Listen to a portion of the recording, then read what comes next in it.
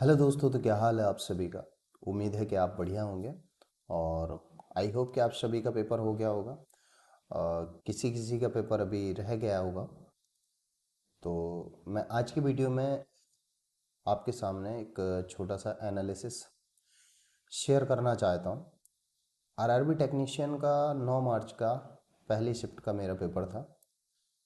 तो कुछ एनालिसिस किया मैंने मैथ पोर्शन पे, आपके साइंस पोर्शन पे, रीजनिंग पे और जीके के पोर्शन पे।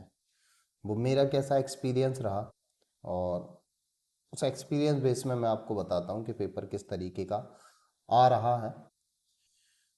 तो सबसे पहली बात तो मैं बता दूँ कि जो इस साल आरआरबी टेक्नीशियन ग्रेड थर्ड के पेपर हो रहा है, पिछली साल की अपेक्षा थोड़ा सा आप ये कह सकते हैं मॉडरेट पैटर्न आ रहा है।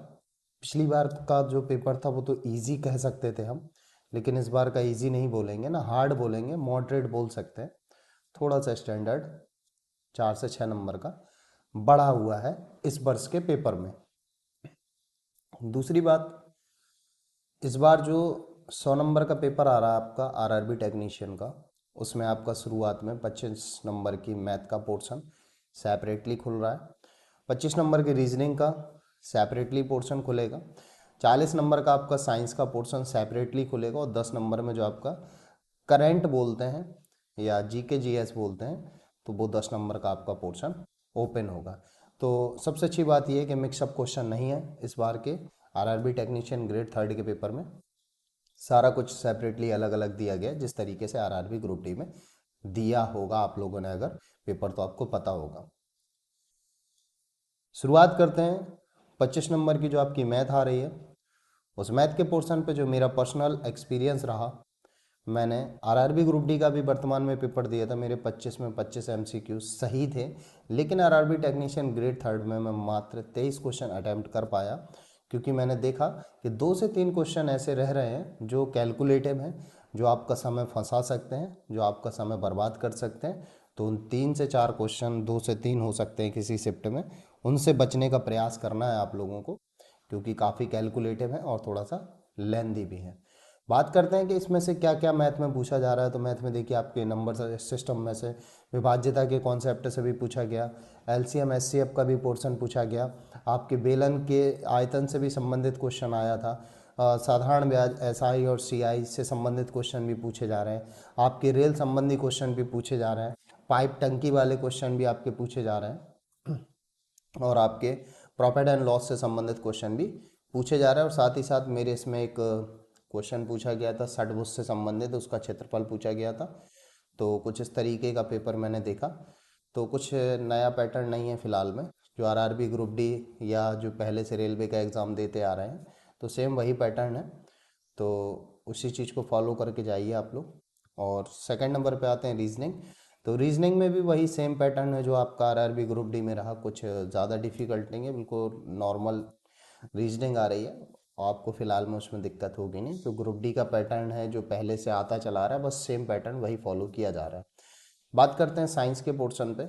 आपकी बार की साइंस किस तरीके की पूछी जा रही। देखिए, पिछली बार जो आरआरबी टेक्नीशियन ग्रेड थर्ड का जो मैंने पेपर देखा था, उसमें आपका साइंस में जनन वाले चैप्टर से, रिप्रोडक्शन वाले चैप्टर से सबसे ज़्यादा पूछा जा रहा था।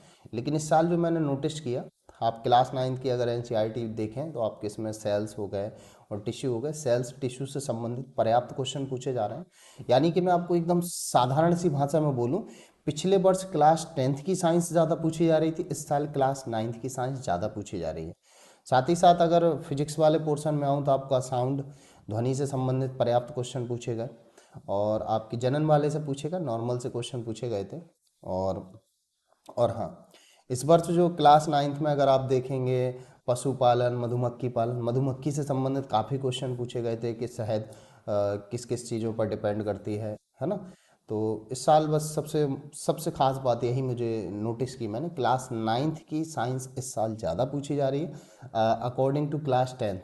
पिछली साल क्लास 10th की ज़्यादा पूछी जा रही थी, मैं सच्चाई बता रहा हूँ। आप एनसीईआरटी क्लास 9th की देखना, उससे ज़्यादातर इस साल क्वेश्चन पूछे जा रहे हैं। और पिछले वर्ष जो थे वो क्लास 10th की एनसीईआरटी साइंस के क्वेश्चन ज़्यादा पूछे गए थे।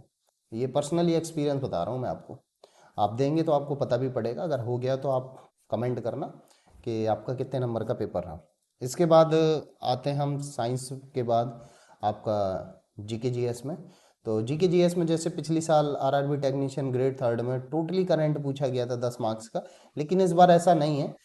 50-50 रेशियो कह सकते हो कि 50 मार्क्स में मतलब 5 नंबर की लगभग आपकी करंट आ रही है, 5 नंबर की आपकी जीके पूछ रहा है। तो कुछ इस तरीके का एनालिसिस था और मैंने 92 क्वेश्चन अटेम्प्ट किए, कुछ रिस्की क्वेश्चन भी किए मैंने। हो सकता है जो रॉन्ग भी हो जाए। पिछली वर्ष मेरा 86 रहा था आरआरबी टेक्नीशियन ग्रेड थर्ड में। बट इस साल देखते हैं कैसा रहता है। और आप लोग भी कमेंट बॉक्स में बताइएगा कि आपका कितने मार्क्स का पेपर गया। बाकी सभी को गुड लक, शुभकामनाएं। आई होप कि आप लोगों का पेपर अच्छा जाए।